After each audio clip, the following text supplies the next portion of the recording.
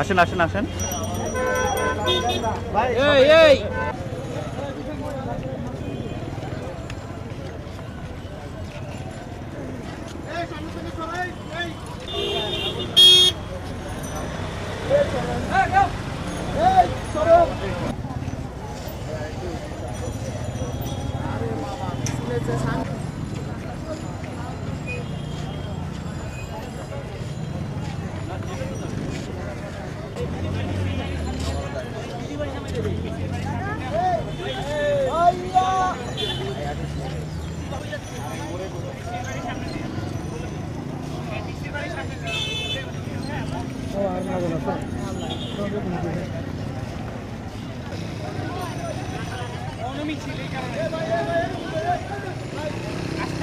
সামনে থেকে ছবিগুলো তুললো তারপরে ওই সামনে যাই।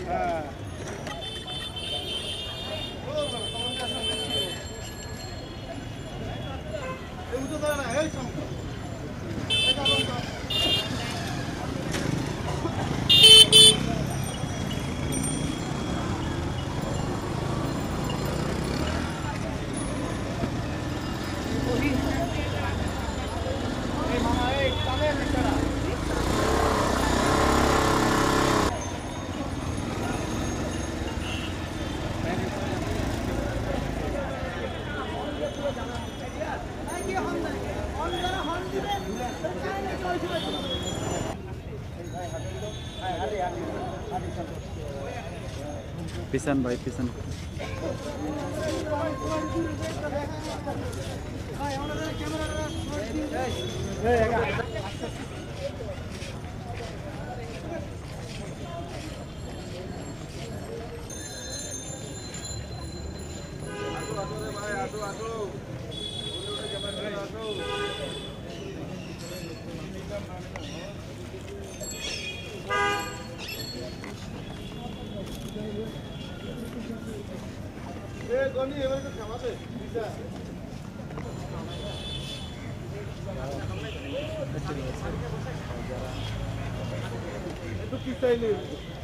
একটু পিছনে আসি পিছনে আসি।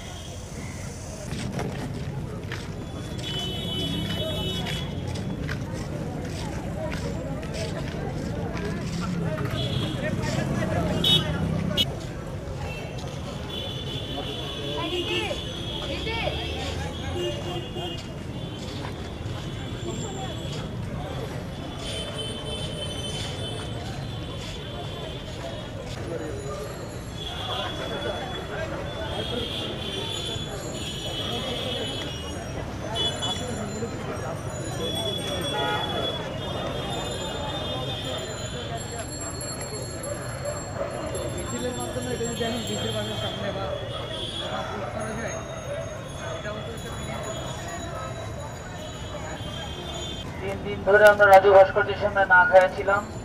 তখন আপনি কোথায় ছিলেন সেটাও আমি জানি না। আপনার গেটের সামনে ফটো ফেলে গেলাম। আর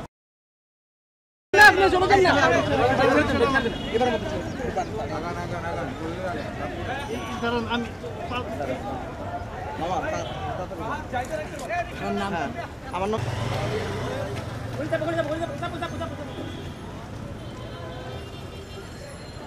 যাও যাও দৌড় দাও তাজু আর এদিকে আয় এটা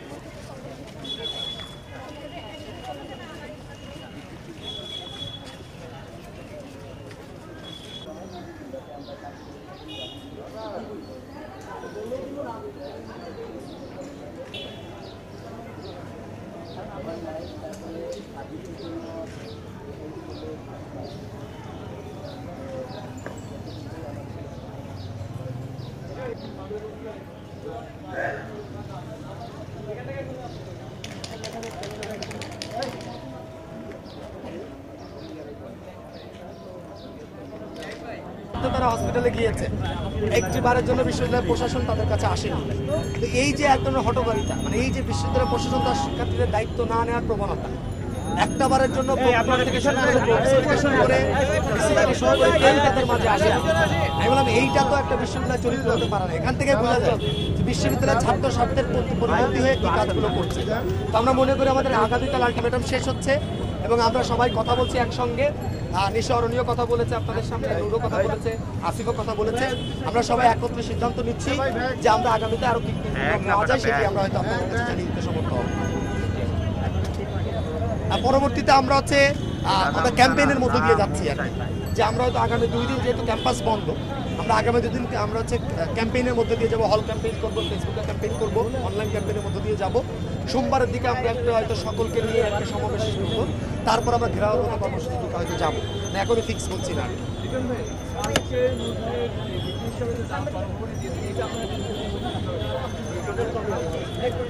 আচ্ছা, এখন দেখেন খুব সিম্পল বিষয় এটা।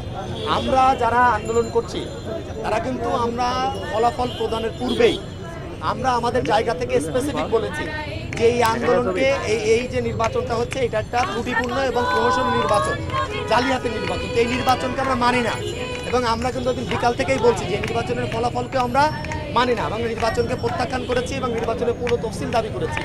সেই জায়গা থেকে আমরা কিন্তু আমাদের নৈতিক জায়গা থেকে আমরা সকলে এখনো মনে করি নির্বাচনটা একটি ত্রুটিপূর্ণ নির্বাচন এবং নির্বাচনটা একটি জালিয়াতির নির্বাচন এবং এই নির্বাচনকে বর্জন করে কোনো তফসিল দিতে হবে এবং আমরা এই দাবিতে আন্দোলন করছি এবং এই যে অনশন যারা করছেন তারাও কিন্তু এই দাবিতে করছেন।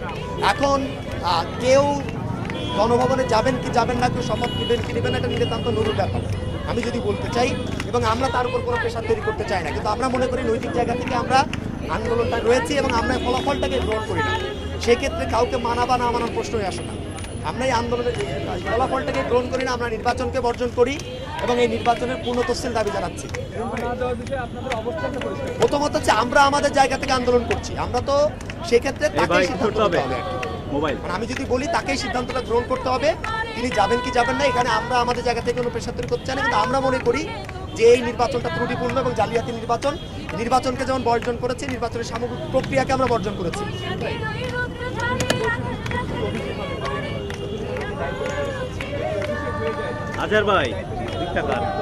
প্রথমত দেখেন, এটা হচ্ছে নৈতিকতার ব্যাপার। সমগ্র দেশবাসীর কাছে এটা উন্মোচিত হয়েছে আন্দোলন, এই নির্বাচনটা কিভাবে হয়েছে এবং এটা ত্রুটিপূর্ণ এবং জালিয়াতির নির্বাচন। এখন সেখানে কথা হচ্ছে প্রশাসন তো অনেক কিছুই করে ফেলে, সে তো অনেক কিছুই করে ফেলে। আমাদের যদি শক্তি থাকে আমরা এটা আটকাবো, আর যদি মনে থাকে যে আমরা পাচ্ছি না, আমরা মানে সেটা আলাদা বিষয়। কিন্তু আমরা আমাদের নৈতিক জায়গা থেকে মনে করি এই নির্বাচনটাকে কোনোভাবে গ্রহণ করা যায় না। আমরা আমাদের পথেই রয়েছি, আমরা বিন্দুমাত্র আন্দোলন থেকে সরে যাইনি, আন্দোলনের স্পিড থেকে সরে যাইনি আমরা। এবং সেই জায়গা থেকে আমরা বলতে চাই যে আমরা আন্দোলন চালিয়ে যাব এবং আর ইন ফিউচার আমাদের যে কর্মসূচিগুলো আছে সেটি আপনাদের মধ্য দিয়ে সারা দেশবাসীর কাছে, ঢাকা বিশ্বের ছাত্রদের কাছে তুলে দিতে হবে।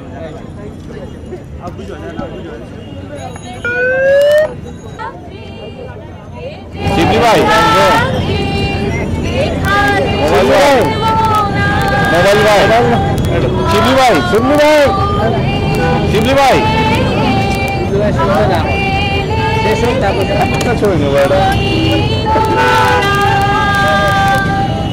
শিবলি ভাই